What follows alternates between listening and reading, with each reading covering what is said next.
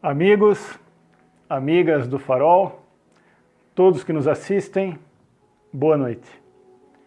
Estamos dando início agora à nossa preparação, a nossa habitual preparação para o nosso passe, o nosso chamado passe à distância.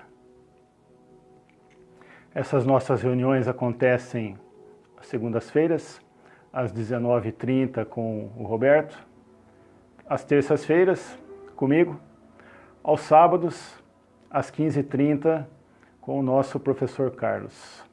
Segunda, terça e sábado estamos presentes com vocês para que esse trabalho edificante do Farol tenha continuidade. Existe uma passagem na Bíblia, em Gênesis, conta lá a história de Adão e Eva. Não se sabe perfeitamente se é uma história, se é um simbolismo, porém vamos tratá-lo aqui como uma interpretação simbólica. Adão e Eva, como todos sabem, viviam no paraíso. Estavam lá no paraíso, tranquilos, tudo lindo, tudo maravilhoso, sem nenhuma dificuldade. E os dois foram alertados, Eva foi alertada por Deus, que eles poderiam fazer de tudo no paraíso. Só não poderiam comer o fruto de uma determinada árvore, o fruto do conhecimento do bem e do mal. Era só isso que não poderia ser feito. Porém, como diz a história ou a simbologia, Eva foi lá e comeu esse fruto proibido. Além de ter comido um pedaço desse fruto, ofereceu a Adão, que também desfrutou desta fruta ou deste fruto.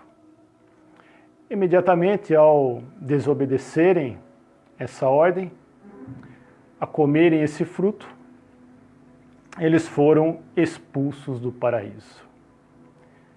E a partir do momento dessa expulsão, eles se viram completamente nus. Ora, se eles se viram completamente nus e lá no paraíso a nudez era algo normal, isso não quer dizer que eles eram cegos ou que tinham a visão tapadas. Nesse momento em que eles foram expulsos e se viram nus, houve uma transformação de consciência. Eles passaram a ter uma autoconsciência do bem e do mal. Autoconsciência do que é certo, do que é errado, do mundo da dualidade. As diferenças entre o bem e o mal. Essa nudez representativa, simbólica, mostra o desespero perante um constrangimento. O simbolismo do constrangimento. O ser humano, dizem que os dois maiores medos do ser humano é o medo da morte e o medo de passar vergonha socialmente, ser constrangido em público. Mediante essa transformação de consciência, os dois foram expulsos e começaram a viver com essas dualidades. E a dualidade principal que fica dessa simbologia é a ordem e o caos. O paraíso, até certo ponto, representando a ordem, e a serpente, que ofereceu o fruto a Eva, o caos. Ordem e caos. Num mundo onde ambos se entrelaçam. É como o joio e o trigo, estão sempre juntos.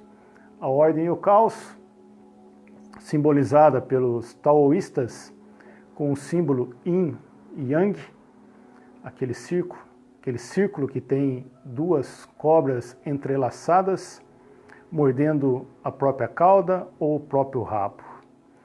são uma meia gota dividindo o círculo, uma branca, outra preta, a branca com um ponto preto e a preta com um ponto branco.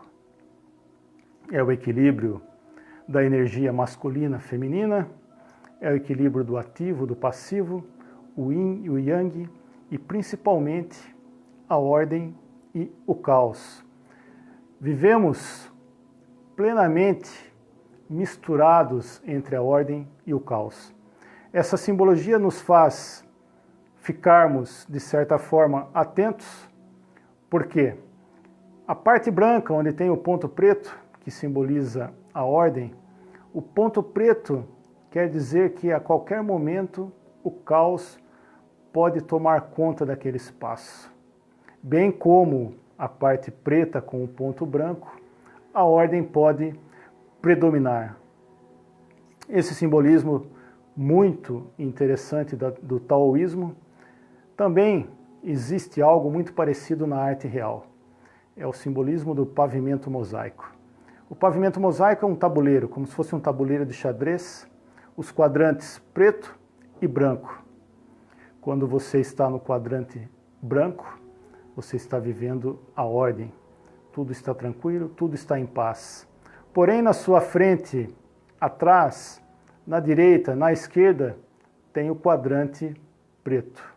Se você não ficar atento, um deslize, sutilmente você pode estar no quadrante da sua frente, ou dos seus lados, ou atrás, e o caos predominar.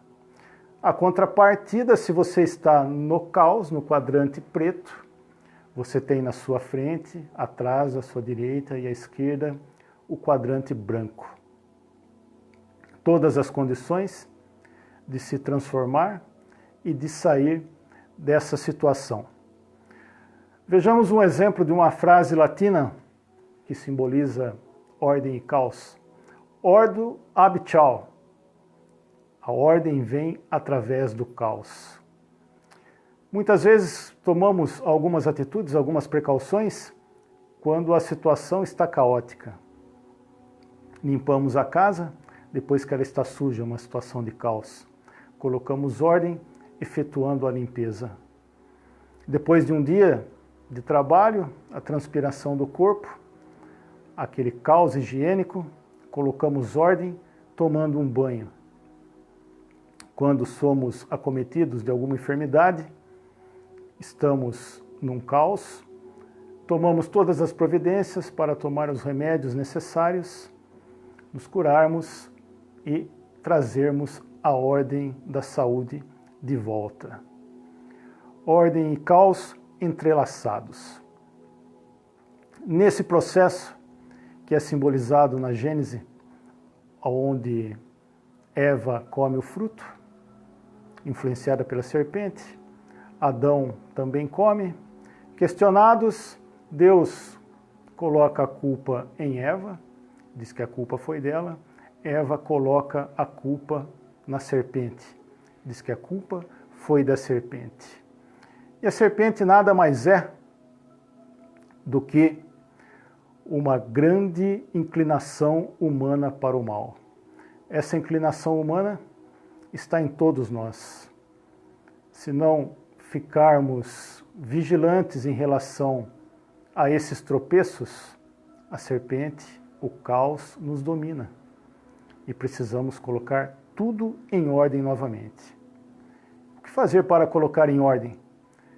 Se Gênesis nos conta essa pequena história, essa pequena simbologia de Adão e Eva, lá também tem a resposta. Incorporar a imagem de Deus. Que o homem incorpore a imagem de Deus. Ou seja, siga no caminho do bem, sabendo discernir o que é bom e o que é mal. Essas mensagens nos fazem refletir, nos fazem pensar o que devo fazer, o que devo deixar de fazer. Como já dizia o psicanalista suíço Jung, a árvore, para crescer até o céu, suas raízes precisam descer até o inferno. Para a árvore crescer até o céu, suas raízes precisam descer até o inferno. É o caos e a ordem e o caos. Muitas vezes nos comportamos dessa forma, para termos uma certa percepção, para despertarmos a consciência para uma vida de significados e não de meras conveniências. Muitas vezes precisamos ser acometidos por um acidente, uma situação trágica, uma grave doença, e depois de recuperados, mudamos completamente a forma de pensar. Se você está desperto, um iniciado não precisa passar por um acidente, por uma situação difícil, por uma grave doença. Ora, e o que é um iniciado? Para ser um iniciado, eu preciso iniciar na doutrina espírita, preciso ser batizado na Igreja Católica, ungido na Evangélica, ser iniciado numa ordem filosófica ou esotérica? Não. Todo homem de bem é um iniciado. E a partir do momento que esse homem verdadeiramente é de bem, ele tem uma percepção, ele tem um despertar dessa percepção da consciência e começa a tomar um rumo diferente na sua vida. Às vezes não tem condições de frequentar escolas, instruções, e ele cria com aquelas pessoas que ele convive seus próprios professores. Como assim? Ele observa o que cada pessoa que passa pela sua vida tem de bom e ele pode aprender com isso. Todos nós temos defeitos, todos que encontrarmos na vida terão os seus defeitos e suas qualidades, o caos misturado à ordem. Mas podemos fazer desse aprendizado entre caos e ordem, defeito e qualidade, filtrar e aprender aquilo que precisa verdadeiramente ser feito. Estudo recente, um artigo muito interessante, mostra que as lagostas é um animal que vive nas águas, no mar, muito mais antigo do que o homem, do que o ser humano, muito mais velho do que o ser humano. Milhares e milhões de anos existe esse animal marítimo chamado lagosta. A pesquisa foi feita em relação a como ela se comporta neurologicamente. O seu cérebro, apesar de ser um animal pequeno, ela tem um pequeno cérebro. A lagosta, quando ela quer dominar um espaço, lá debaixo das águas, entre as pedras, entre aquele pequeno grupo que ela frequenta, ela se impõe. Ela se impõe e para que ela se imponha, ela deixa a coluna ereta, a cabeça erguida e os ombros para trás. Qual é o resultado que os cientistas chegaram em relação à lagosta? Coluna ereta, cabeça erguida, ombros para trás. Quando ela se comporta dessa forma, o seu cérebro gera um neurotransmissor, um hormônio chamado serotonina. Esse hormônio, serotonina, nos dá força, nos dá ânimo, nos dá disposição, nos dá segurança, nos dá coragem. E assim ela se comporta para conseguir aquilo que ela quer, dominar o espaço que ela precisa.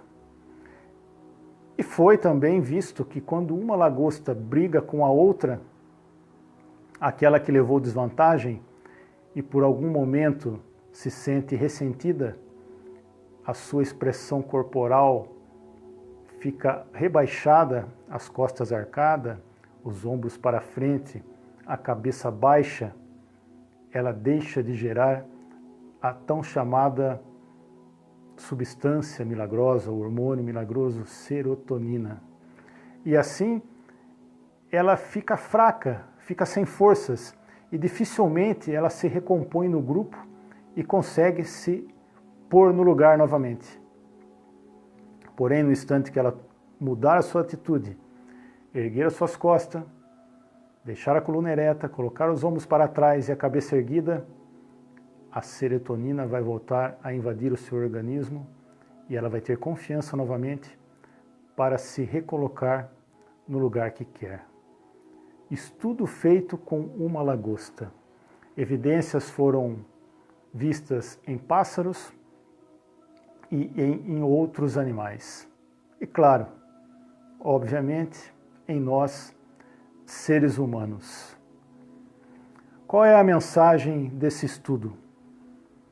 Quando estamos para baixo, quando estamos cabisbaixo, deprimidos, depressivos, ansiosos, esse neurotransmissor, esse hormônio deixa de ser produzido numa quantidade necessária. Deixando de ser produzido, vamos nos sentir desanimados. Para baixo, e aí entra aquele versículo de Mateus, capítulo 25, versículo 29. Um versículo que muitas pessoas fazem referência só em relação à riqueza, à vida material. Os que têm muitos, os que têm muito, mais será dado. Aqueles que têm pouco, mais lhes será tirado. A grande maioria interpreta esse versículo pensando só em bens materiais. O que é rico fica mais rico, o que é pobre fica mais pobre. Esse versículo se aplica aos nossos sentimentos. Quanto mais coragem você tem, mais coragem você terá. Ora, se a coragem é um atributo que faz com que esses neurotransmissores se reproduzam, evidentemente que quanto mais força, mais ânimo, mais ele vai aumentar. Mais vamos nos sentir fortes, mais vamos nos sentir vencedores. Aquele que não tem esse ânimo vai se sentir cada vez mais fraco. Ou seja, ele não tem ou tem pouco, mais lhe será tirado. Daí a importância de levantarmos as costas, deixarmos a coluna ereta, a cabeça erguida e os ombros para trás. A emoção é, em parte, expressão corporal. A expressão corporal rege as nossas emoções, podendo fortalecê-las ou enfraquecê-las. Mas se eu não estou animado, como que eu vou me sentir confiante para estar ereto, com a cabeça erguida, os ombros para trás? É um meio de você passar uma mensagem para seu cérebro e ele reagir, e ele começar a produzir esse neurotransmissor tão importante para o funcionamento do nosso corpo, do nosso organismo e também do nosso espírito. Preste atenção em sua postura. Fique sempre atento nas coisas que acontecem com você e com aqueles que estão do seu lado. Quanto mais você se sente apequenado, a tendência é essa sensação aumentar. Quanto mais você se sente forte, mais forte você será. Exemplos de superação. Todos são magníficos, são edificantes. Quando você assiste a pessoa que se superou desta ou daquela forma. Nós terceirizamos esses exemplos. Não há nada de errado com isso. É até saudável, é até glorioso ver como as pessoas conseguem se superar. Mas se você olhar para trás, olhar para você mesmo, você vai perceber que o melhor exemplo de superação é você. O melhor exemplo de alguém que pode colocar ordem no caos é você. Não existe exemplo melhor do que isso. Você consegue mudar a sua frequência conforme a sua vontade. É um ato de inteligência, um ato de consciência, um ato de vontade. Faça por merecer, preste atenção a tudo o que acontece à sua volta. Fique desperto, deixe a sua percepção fluir. Olhe dos lados, olhe para frente, olhe para trás, respire, veja, ouça, sinta as pessoas ao seu redor. Respire mais fundo, mais vezes. No automático do dia a dia, nos esquecemos de fazer isso. Isso é fundamental. Isso é muito importante. Fique atento. Lembre-se daquela passagem que temos em Coríntios 2:12. Quando estou fraco, então sou forte. Quando estou fraco, então sou forte. Nos dias de hoje que vivemos essa chamada pandemia, temos muitos casos de pessoas se sentindo fracas. E qual é a tendência se elas se manterem assim? Se sentirem cada vez mais fracas. Lembre-se desse versículo, quando estou fraco, então sou forte. Levante sua coluna, levante suas costas, coloque seus ombros para trás, erga sua cabeça. Enfrente, faça diferente. Ah, mas está difícil, não estou encontrando forças. Como disse, você é o melhor exemplo de superação. Quer olhar os exemplos em sua volta? Olhe o melhor de todos. Quer trocar o sofrimento que você está tendo, ou que supõe que está tendo, por uma coroa de espinho na cabeça? Uma cruz nas suas costas e o chicote batendo, indo e voltando, e sendo dependurado numa cruz? Veja esse exemplo. E ainda quando está lá em cima, pede para que Deus perdoe todas as pessoas, porque elas não sabem o que fazem. Preste atenção. Levanta. Vai. Deixa a coluna ereta e a cabeça erguida. Deixar a coluna ereta e a cabeça erguida não é só um ato físico, é um ato espiritual. É construir a arca para enfrentar qualquer dilúvio. Deixe a coluna ereta e a cabeça erguida, mas jamais, jamais por vaidade ou por arrogância. E sim, porque nós estamos conectados, estamos linkados ao Supremo Arquiteto do Universo, que é Deus, nosso Pai. Ergue sua cabeça, mantenha-se firme e forte, desperte a sua consciência. Coloque ordem em qualquer caos que surgir na sua vida.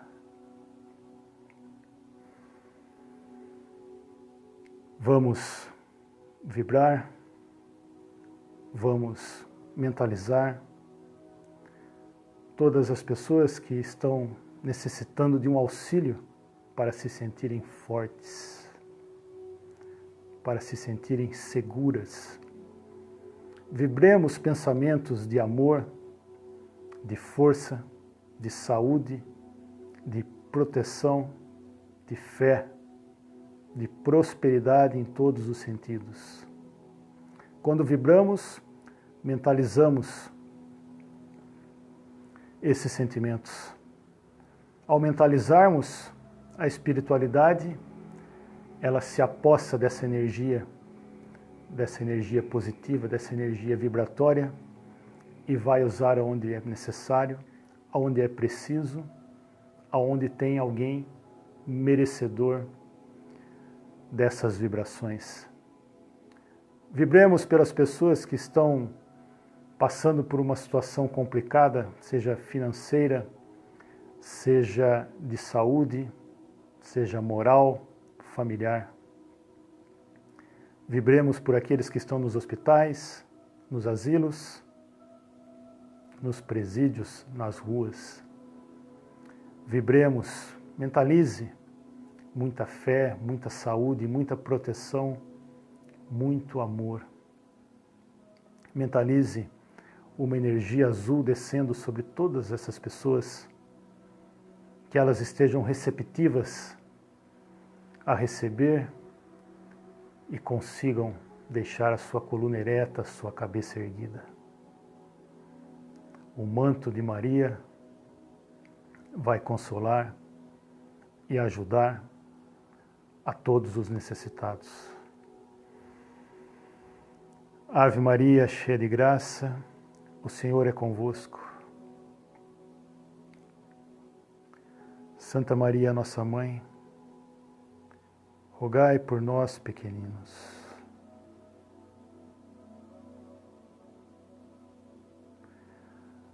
Agora e na hora de nossa passagem. Que assim seja.